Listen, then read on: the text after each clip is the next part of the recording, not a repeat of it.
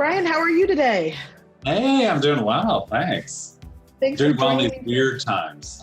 Yes, these very, very strange times. Well, I'm glad we can connect on things like Zoom. Exactly. Yeah, we were just saying how much we've Zoomed, how Lots of much we never Zooming. Zoomed before. Exactly. Things we're now using every hour or every 2 hours. We'll see if we take this with us post-COVID. Hey, you made me iron a shirt today, so I feel like I'm way ahead of the world. Like I haven't had to do that in ages. So Good. So I want to talk to you a little bit about manager communications because it's a whole different world for managers now. With this virtual reality, things like we're talking about Zoom have really changed sort of the skill set almost required to manage. What have you seen as the evolution from being a good manager in an in-person setting to managing people virtually? It's funny. Some of it is that empathy and humanity that we want from managers anyway. So even if we hadn't had this, if you have that as a manager, I think it serves you even more so now because Mhm. let's face it, the world is stressed out. It's hard to do everything that we're used to it being easy to do. And there's a lot of people either who are at home with their families in homes that were not designed to have multiple people be productive and kids go to school, or they're alone in their homes and feeling very isolated. So those are both very stressful situations for people. And so we've talked a long time about enabling managers to be better communicators helps them in the long run. It helps them be better leaders, helps them align their team, helps them set priorities, helps them really connect with people. I think that's even more important now. And with that added layer of it needs to get a little bit more personal and everybody needs to get comfortable with that being that might not be comfortable to everybody, but everybody needs to get a little bit comfortable with it. So That's true because with kids running around in the background, it would be almost strange not to acknowledge and say, "Oh, who is that?" Or wave to them. yeah. I read one great article. Like life changes when you see into your boss's living room / kitchen / office. Like we've all seen each other in like very different settings than we're used to, and it brings like life and work were probably coming closer and closer together anyway, but it's almost like Yeah. accelerated the process, and it just opens up that we all have these personal lives as well that are now very intersected with our work lives. And I think when managers acknowledge that and address it makes it more comfortable for everybody else. So I agree. And what tools do you think have been successful for the managers that you've worked with during COVID times? What sort of tools and technologies have you seen people using just to stay connected? yeah, well, certainly, and we talked about Zoom up front, and that's not to mention one company. Skype can do it, Teams can do it, but I think that we suddenly all had to get much more comfortable with video communications because we're social creatures. So we're so used to seeing another face. And if we only talk on the phone, it's that old adage you lose like all half or 80% of the conversation um, Hmm. when you're only having a verbal conversation. So I think the video connection is critical. Keep it in mind that it can be tiring too. So you can't, just kind of keeping that in the back of your mind for balance. But I think that any tool that allows that sort of video connection, especially ones that can do multiple people, so you can have virtual team meetings, virtual gatherings, that thing that lets people see each other's faces really helps them feel like a little less isolated. So So it leads me to my next question of general manager best practices with one-on-one meetings with their team versus whole team meetings. And then sort of part B of that question is how much is too much? You don't want your people to feel micromanaged because I do think naturally everyone's checking in more frequently. right. For the first part of the question, what's the right cadence for one-on-one versus the full team check-ins? Yeah. And I'll start with team meetings, because I think sort of pre-COVID, right now, afterwards, in general, and everything depends on the size of your team, the size of your organization, and how often it's practical to get together. But I would say that once a week or so as a team, it is about the right cadence to share information, share what's coming up the next week, make sure everybody's aligned on what's happening, and we're not sort of overlapping on things. So I think that's like in general a good practice that still works today.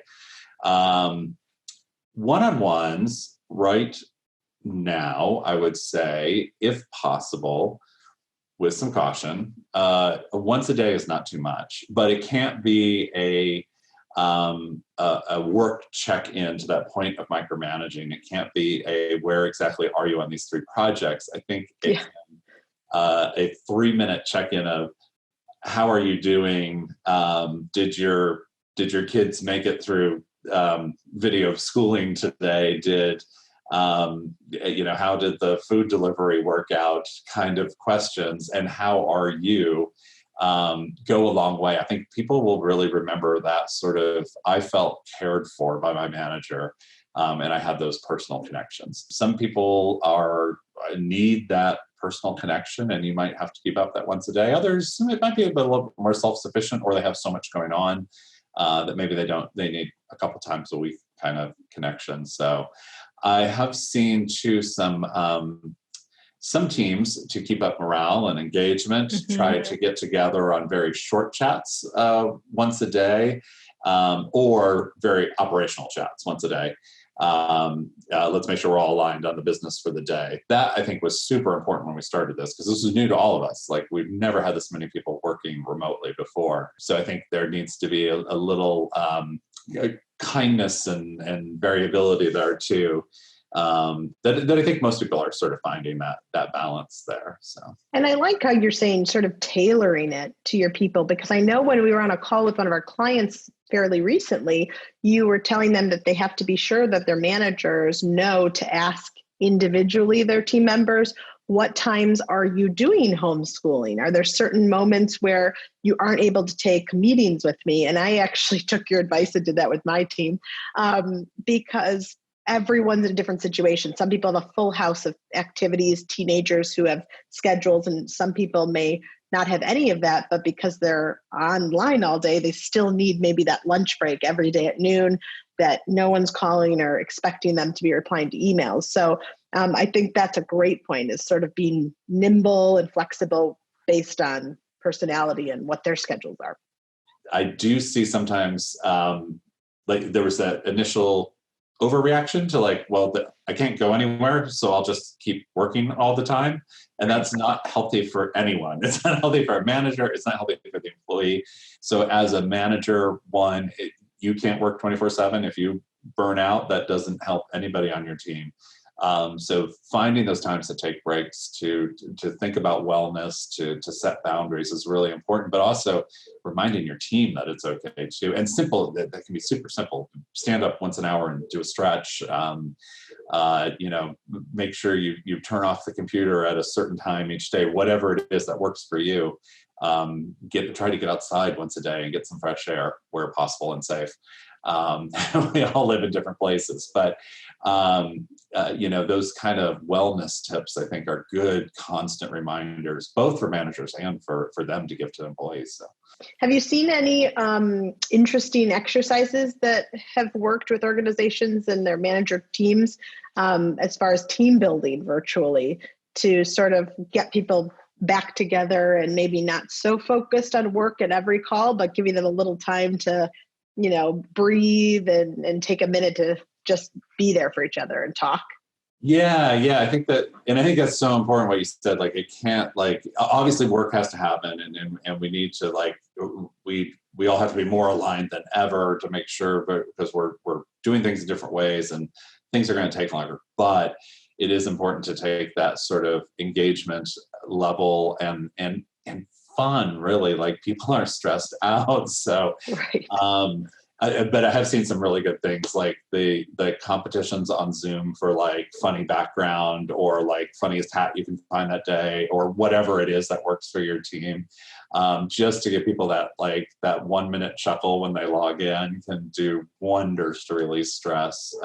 So we did a whole Slack chat with one group, which was just show us your home workspace and your coworkers, which could be pets or kids. And we received like hundreds and hundreds of photos, and we thought we were going to judge the cutest pet every hour, which became nearly impossible. So we had to go by who got the most emojis because they were all cuter than the next one. The most unusual we had in that was that somebody had a pet peacock, so we learned that about somebody on the team. So that was discovered very interesting things about people during this time. But yeah, just fun things like that. People want to share, what life is like, and then when they start seeing that others are doing the same thing, and I think a lot of people are happy to be at home spending more time with their pets, and then they like to show that off. So, and they're cute. And they're cute. Yes. I spend a lot of time looking at pet pictures. It makes me happy when I need a break. Absolutely. Absolutely. Now, states are starting to reopen. Some guidelines are loosening, and that means that more and more workplaces are going to start inviting employees back in. So as a manager, some of them will be faced with having teams that are in person again, based on, social distancing requirements and all that. So it's probably only a handful of in the beginning, and then they'll still have people who are working remotely and virtually. So do you have any tips or things to think about for managers as this is going to be, it's on the horizon, is how to balance your in-person teams with your virtual teams? I would say I would even just start the conversation with this is about safety.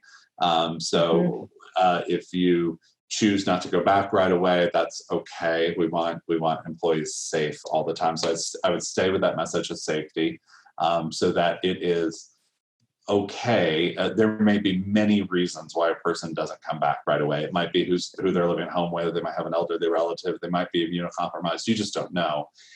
So you want to make it perfectly okay for them to do it on their terms.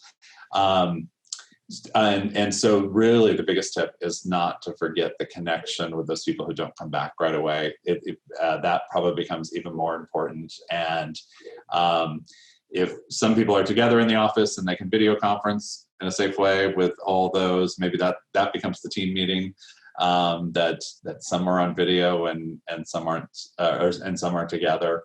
That still connects people, but I think it's a really good thing to think about, and you have to treat somebody who's staying at home longer and somebody who comes back to the office exactly the same. If they're still doing their role, they still need to collaborate. They still need connection with you, and it can be easier if you're back in the office with the employees to start to forget that not everyone's there. Just don't fall into that trap. As managers learn these tools to really connect with people who they aren't immediately together with, it's going to really serve them well, because I think the world is changing faster than we even thought it would. And so these are good, valuable manager communication skills that you'll rely on for a long time, and probably a lot sooner than we originally thought you would. I agree. I think that's so true. We were already on our way to this, ability to work more dispersed and more efficiently doing that. And some companies have, didn't hit them as hard because they'd already been preparing for it. And others, it's like, slamming on the brakes, stopping work and figuring out how do we stay connected and keep this going. So I hope that the things put in place now will really help us as we continue to head into recovery and what that looks like to come. Absolutely. Yeah, because as much as I think people probably do miss their coworkers and miss that team camaraderie, I think there's an equal number of people out there who've been like, I don't have to commute. I can spend more time with my kids. I can balance my day more, and are actually probably not all that upset that they're not going to an office every day. And maybe we'll see more of a hybrid model in the future, who knows? But I do think we were headed that way with change anyway. I think it probably sped things up for us a little bit. So for managers, what better time to learn how to do this? And it'll serve you well in the future. That's right. Skill sets that we all could use. Well, thank you, Brian, for taking time to talk with me. Any parting words? Mainly managers, I know this is a hard time, so keep yourself in mind too. Like you again, I'll go back to saying you can't work 24/7. That doesn't serve your team well. It doesn't serve you well. Keep your own boundaries and balances in mind, and remember, it's a stressful time for you too. So, but if you can manage through that and then stay really connected to your team, you're helping them through this, and it will be remembered for a very long time, which builds up things like loyalty and engagement and productivity and all those wonderful things that we want at work. So this is a time, I know you're working harder than ever, but it's really a time to shine when people really are going to remember managers who went out of their way to do this. So thank you, Brian. Absolutely. It's fun. Thank you. Have a great afternoon. Thank you. All right. Bye-bye. Talk to you soon.